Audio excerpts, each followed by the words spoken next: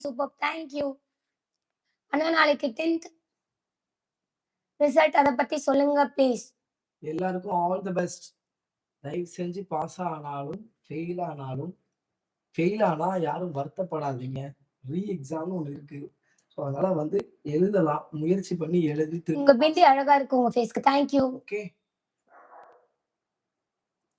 யாரும் வந்து ஃபீல் பண்றக்காதீங்க. அதே 10th மாரி எக்ஸாம் எழுதியிருக்க எல்லாருக்குமே all the all the best and best. Congratulations. நல்ல மார்க் எடுங்க.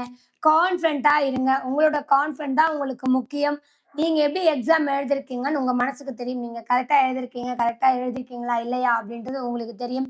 நீங்க கான்ஃபிடென்ட்டா இருக்கிறது தான் ரொம்ப முக்கியம் தங்கமே. தோத்தாலும், ஜெயித்தாலும் அடுத்த வாட்டி நீங்க ஜெயிச்சுட்டே இருக்கணும். தோல்விதான் வெற்றிக்கு முதல் படி. சரிங்களா?